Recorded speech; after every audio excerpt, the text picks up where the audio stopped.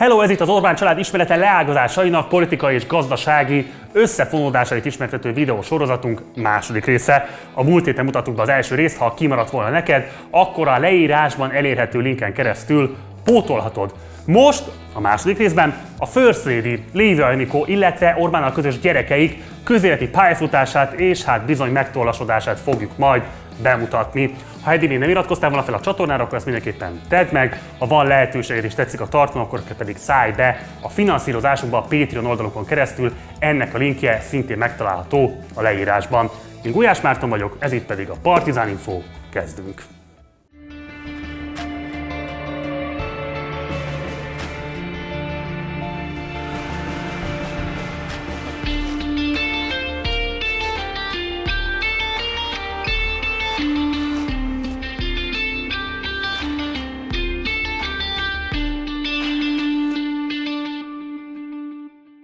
Az előző részben már összefoglaltuk, hogyan keresték meg a miniszterelnök családtagjai azokat a bizonyos első milliókat a rendszerváltás utáni zavaros években. Úgyhogy most nézzük is meg, hogyan alakult a sorsuk a 2010-es hatalomváltás után.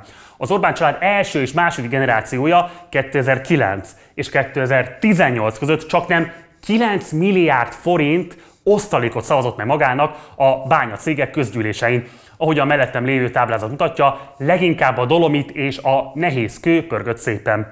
Már ez sem kevés. Tekintve, hogy az osztalék voltak éppen az a pénz, amit a tulajdonos kasszíroz, azaz a tiszta haszon.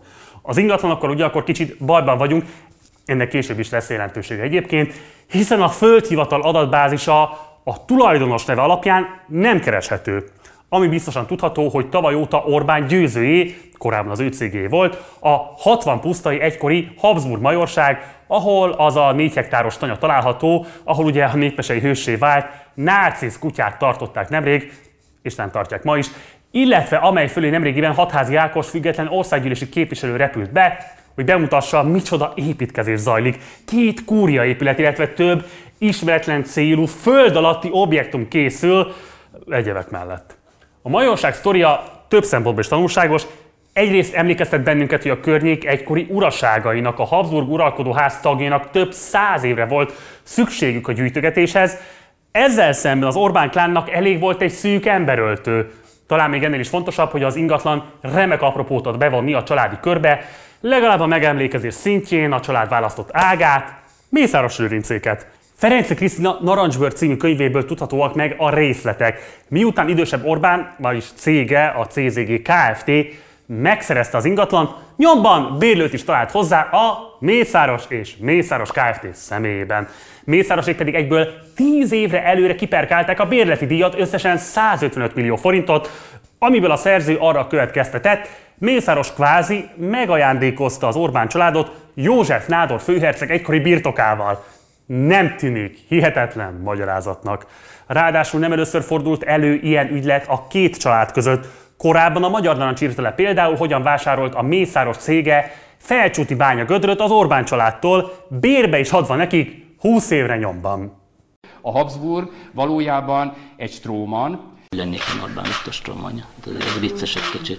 Az Orbán Habsburg majort Mészárosék földjei veszik körül. A családtagjai csak ebben a határban összesen több mint 500 hektárt nyertek el a 2015-ös földárveréseken a Nemzeti Földalaptól, az egész megyében még ennél is sokkal többet. A majorság szomszédságában fekvő termőföldek közül összesen 11-et szereztek meg, és nem voltak válogatósak. Van köztük 140 hektáros óriásföld, amit Mészáros Lőrinc és 2 lánya vett a nevére, de lehajoltak egy 3,4 hektáros földért is.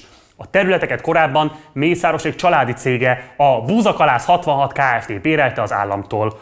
Azaz a 2 família szétszálaszthatatlanul összegabajodott. A legutóbbi időkben például milliárdos tőzsdei ingatlancéget birtokolt közösen Felcsút volt polgármestere és Orbán veje, Tiborcs István. Igaz, mára mindketten kiszálltak az Appennin enyertéből. Attól még, hogy a gyerekek szintjén nincs összefonódás a 2 család között, attól még Orbánék familiájához számíthatjuk Mészáros Lőrinc vagyonát, amiről olyan sok elemzés született nemrégiben a koronavírus és a turisztikai ágazat elemzésekor itt a Partizánon is, hogy most csak egy számot mondanánk, 270 milliárd forint. Ennyire becsülte Szakonyi Péter és csapata friss top 100 kiadványa Mészáros Lőrinc Mészáros Lőrinc vagyonát, emlékeztetve arra, hogy a koronavírus járvány miatt zuhanó tőzsde kicsit megtépázta a befektetéseket. Az összeg tavaly még 296 milliárdot tett ki. Összehasonlításul a főváros 2020-as költségvetése 284 milliárdban határozta meg Budapest egész éves bevételét. Na, várj egy pillanatot, ezt akkor mindenképpen ismételjük meg jó magyar iskolás metodika szerint. Tehát Magyarország fővárosának éves bevétele, a magyar miniszterelnök strómanyának vagyona. És ezt miből számolta ki? Matematikusan? Nem vagyok matematikus, azt inkább meghagyom Gyurcsány Ferencnek, inkább menjünk csak tovább. Akkor hogy számoljunk együtt. 2x3. 17. 17, ez egy két jegyű szám. 11 segítek magának. Hogy mit? Tiborcs István vagyonát ugyanez a kiadvány 35,8 milliárdra becsüli. Ez sem tűnik túlzásnak, ha csak azt a palota dömpinget nézzük, amit a miniszterelnöki vő az utóbbi években összegyűjtögetett. Mahart székház tömbje, Andrássy kastély, Turai kastély, hogy csak a leglátványosabbakat említsük. Mindez már egészen konkrétan is Orbán vagyon. Ha csak a házaspár Tiborcs és Orbán Ráhel nem írt házassági szerződést arról, hogy a 2013-as lagzi után is ki a saját kontójára gazdagodik. A miniszterelnök elsőszülött lánya lakodalma napjáig lehetett hinni abban, hogy Ráhel az apja körüli felhajtás ártatlan áldozata. Na most attól kezdve azonban egyre világosabb, hogy a trón örökösi szerep kicsit sincs ellenére. A Forbes 2016-ban őt, a Napi 2017-ben a férjét szerepeltette a legbefolyásosabb személyiségek listáján. A HVG cikksorozata szerint ma már nagyjából semmi sem dőlhet el Ráhel nélkül az állami pénzekkel tele tömött turisztikai ágazatban. Orbán Ráhel a Fidesz alapítása utáni évben, 1989-ben született, jelenleg 31 éves. A Corvinusra írt szakdolgozata az Állami Magyar Turizmus ZRT pályázatán újszerű témaválasztás kategóriában első helyezett lett. Innen is gratulálunk. Ezután egy patinás svájci elitegyetemre járt mesterképzésre. Mindazoknak, akik sokallották a nagyjából 15 millió forintos tandíjat, nyilvános Facebook posztban üzent, és tette szállóigévé a saját lábon állás kifejezést. Ezt a lábat még jelenleg is keresik. Az ezen való értszerűdés helyett ugyanakkor inkább tegyük fel az evidens kérdést, Orbánék maszkulin világában vajon miért az elsőszülött lány? Miért nem az egyetlen fiú? A 92-ben született Orbán Gáspár a trónörökös. Áldás békesség, Orbán Gáspár. Áldás békesség, Gulyás Márton. A sportsérülése miatt a profi labdarúgó karriert kényszerűen abbahagyta, Afrikában, Ugandában önkénteskedett, gyerekeket tanított focizni, majd visszatérve a keresztény underground egyik frontembere lett. Orbán Gáspár megtérését neoprotestáns forrásaink komolynak és átéltnek mondják az általa és két társa által vezetett felház karizmatikus mozgalomról a 24 készített remek riport sorozatot. Nézegetve a felházas videókat, nagy biztonsággal megállapítható, hogy Orbán Gáspár van olyan tehetséges szónok, mint az édesapja. Egy egész generációt emel föl Isten. És tudjátok, hol van még sok fiatal? Ezekben a pillanatokban a Deák téren, a Móricz körtéren, a Moszkva téren. És ezek a fiatalok, ezek részegeskednek, vagy droghoz nyúlnak, mert nem tudják, hogy mennyire értékesek. Orbán Gáspárnak ráadásul olyan korú publikumra volt erős befolyása, amit apja már évek óta képtelen elérni. Éppen ezért különös, hogy egy lelkes vallási mozgalom olyan varázsütése előzmények nélkül szűnjön meg, ahogy annak idején felbukkant. Nehéz nem élni a gyanúperrel, hogy igenis volt átjárás a két Orbán, az apa és a fia érdekei között. Ha más nem, a miniszterelnök környezetében gondolhatták egyesek, akadnak forrásaink, akik szerint gondolták is, hogy lehetséges a politikai haszonszerzés a hagyományos egyházak rovására a világszerte egyre népszerűbb karizmatikus mozgalmakból, illetve abból, hogy az egyik ilyen gyülekezet élén történetesen a miniszterelnök fia pásztorkodik. Hogy akkor pont értelmetlen a megszűnés? Nem feltétlenül. A helyzet az, hogy a politikával ezer szállal összefonódó neoprotestánsok valóban tarolnak több kontinensen, de Európa keresztényei egyelőre tömegesen nem mutatnak akkora fogékonyságot mindenre, mint az észak- és a latin-amerikai vagy épp az afrikai hívek. A magyar karizmatikus keresztények nagyjából 80%-át lefedi a hit gyülekezete, a maradékon osztozik néhány tucat kisegyház. Ráadásul a felház ragaszkodott ahhoz, hogy ők nem egyház, csak aféle Isten dicsőítő mozgalom bármilyen Jézus hívő számára. Még ha a rendezvények erős, karizmatikus jelleget mutattak is. A gyülekezet az átlátszó 2018-as írása szerint nem kapott állami vagy önkormányzati forrást, éves szinten pár 10 milliós nagyságrendű adományokból gazdálkodtak, ebből ment a méregdrága rendezvényközpontok bérlése is. A mozgalom támogatói között például olyan cégek is felbukkantak, mint az állami munkákat elnyerő Hídépítő ZRT, pénzügyi partnerként pedig mások mellett a CIP Bankot, a Strabogot, a Svitelskit és a T-Mobilt említi a cikk. A Felház bezárása után viszont Orbán Gáspár nagyot váltott. 2019 tavaszán 6 hetes alapkiképzésen vett részt a szolnoki Vitéz Bertalan Árpád különleges rendeltetésű dandár kiképző századánál. Majd júniusban Szolnokon a Vitéz Ittebei Kis József helikopterbázison katonai esküt tett, és ezzel szerződéses katonává vált. A csapatzászló behozatalával kezdődött az ünnepélyes eskütétel. A leginkább figyelemre méltó személyiség az egész kiterjedt rokonságban Lévai Anikó, Orbán Viktor felesége. Mindenki, aki alaposabban ismeri őt, felsőfokban beszél róla, pozitív értelemben, függetlenül attól, mint gondol férje személyiségéről és politikájáról.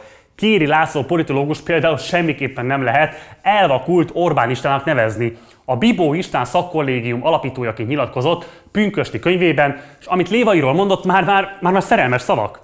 A kollégiumban 5-6 nőnek, elsősorban Lévai Anikónak nagy szerepe volt az érzelmi összetartásban. Ő volt a legkalasszabb nő, kinézésre is. A ravasság és az okosság bűbájos kevercse, végtelen báj és kedvesség volt benne, és a kulák lány hallatlan szorgalma, hihetetlen kitartás, nagy intelligencia. Ahogy a fiúk közül kiemelkedett Orbán Viktor, ugyanúgy emelkedett ki a lányok közül Lévai Anikó. Talán erősebb egyéniség is volt Viktornál, megformáltabb, színesebb, intelligensebb. Viktor helyében én is rávadáztam volna, nagymázzi, hogy kifogta őt. Szerintem Viktoron Anikó változtatott a legtöbbet, humanizálta, domesztikálta. Az enyhén szexista jellemzésen túlmutatóan talán azt érdemes még figyelembe vennünk, hogyha ez lenne az úgynevezetten domesztikált, úgynevezetten humanizált verzió Orbán Viktornak, akkor a jó ég tudja, hogy néz neki ez a NER, ha nem Lévai Anikó lenne a First Lady. Fontos dolgot mondott Misivec Ferenc, a szakkollégium oktatója, jelenleg a Kőszegi Felsőfokú Tanulmányok Intézetének vezetője. Szintén idézet következik, Lévai Anikó emancipálódott lény, aki saját magát is megfogalmazta. Igaz. Ha figyeljük a szerepléseit, rendre megfigyelhető bizonyos kikacsintás. Ő dunántúli, én alföldi vagyok. Ő református, engem katolikusnak neveltek. Ennyi rajongó nem tévedhet, egészen bizonyosan remek asszony, mégis erőltetettnek tűnik a karakter, és bár Lévai Anikó lenyűgöző manipulatív tehetséggel játsza a kihallgatáskor cigarettát kínáló józsaru szerepét, ne legyenek illúzióink, ő a rosszsaru kimódolt, ahogy Kéri fogalmaz, megformált kiegészítője. A rosszsaru által képviselt korrupt, igazságtalan és végtelenül kietlen világ haszonélvező orgazdája. Csak hogy a legjobban megformált szerepekben mindig van valami azonosság az előadó eredeti személyiségével. Az egykori bibós jogászok által szervezett 85-ös szarvasi diáktáborban, ami voltaképpen a Fidesz monori vagy lakitelki találkozója, a visszaemlékezők szerint Lévai is főszervezők között szerepelt, és legalább annyi esélye volt a csapat elismert vezető szerepére, mint vőlegényének, aki úgy szintén ekkor kezdett kiemelkedni az ellenzéki diáksokadalomból. Lévai férjével ellentétben az egyetem után az ügyvédi szakvizsgát is letette, a családi kötöttségek miatt azonban az ügyvédkedéssel is felhagyott. A sokáig rokonszenvesen vitt First Lady szerepet is, mintha átvette volna tőle az őnála lényegesen harsányabb jelenség lánya, Ráhel. Bármennyire gyűltek is a nevére írt hektárok az évek során, privát története beolvadt az Orbán család sztoriába. A sajátja meg nem valósult lehetőség maradt. Kéri kulálkozása lehet, hogy sértésnek volt számva, de legalább nem áll messze a valóságtól. Apja, Lévai István, 8 holdon gazdálkodó, a rendszerben megengedett mértékig gazdag parasztember, földjein napszámosok dolgoztak. Azt, hogy nem voltak anyagi nehézségeik, magától, Lévai Anikótól is tudni. Amit csak egy ilyen családi gazdaságban a parasztok csinálnak, azt mi mindent megtanultunk az aputól. Még a szocializmus időszakában is nem ment be a TS-be, hanem otthon gazdálkodott, nem volt főnöke, ő osztotta be az idejét, és az, hogy sokat vállalt, akkor sokat dolgozott. Jómódú gyerekkora ellenére a First Lady-t nem hagyták érzéketlenül a szociális egyenlőtlenségek, szakdolgozatát is az ekkoriban tabu témának számító szegénységből írta. Sajnos az ELTE honlapján nem található meg a szakdolgozat, pedig szívesen belolvastunk volna. Lévai Anikó apja, Lévai István az Átkosban nem adta be a földjeit a TSZ-be, szabad ember volt, emlékszik rá a lánya. Anélkül, hogy bármilyen megalapozatlan vagy mindmáig nem bizonyított értesülésnek teret adnánk, annyit azért fontos megemlíteni, az államszocializmusban kevesen voltak ennyire kivételezettek. Közben szakkollégista lánya, Lévai Anikó a célszemély volt az állambiztonságnak, Bojtár néven utaltak rá a jelentésekben, ami nem apja Junyájára utalt, hanem arra, hogy ekkoriban töltötte ügyvédi gyakornok idejét. Bátonyi Fedő nevű titkos ügynök innen, a lévai foglalkoztató ügyvédi munkaközösségből szerezte az értesüléseit, lévén a besúgó felesége volt az iroda mit sem sejtő takarítónője. Figyelték a teljes leendő Fidesz vezérkart. A lévai Orbán párost le is hallgatták. Az ezzel kapcsolatos bénázásokról Pünkösdi Árpád Szeplőtelen fogantatás című könyvében is olvashatunk. Volt egy eset, amikor Lévai Anikó tüdőszűrésén terveztek mintát venni a lakáskulcsáról, sikertelenül, mert hogy Lévai Anikó pont ugyanannyira ment el a vizsgálatra, mint amennyire az orosz katonák elmentek, amikor Orbán hazaküldte őket. Segítek? Semennyire, nem ezért mentek el.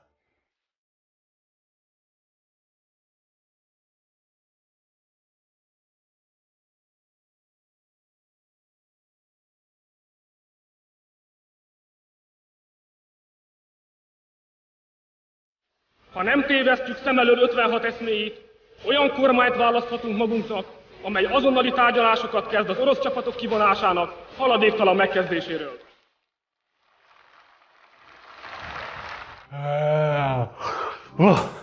Orbánék haszonélvezői lettek a rendszerváltásnak, köztük Lévai is személyesen. 2000-ben írta meg a HVG, hogy az ország talán legnyomorultabb szegletében olasz-liszkán közös Tokaj-hegyaljai szőlőgazdaságot futtat az akkori párizsi magyar nagykövettel, családi barátjukkal, Kékesi Dezsővel, illetve a Postabank elnökével, Madarász Lászlóval. Lévai 97-ben vágott bele a Tokaj-hegyaljai bizniszbe.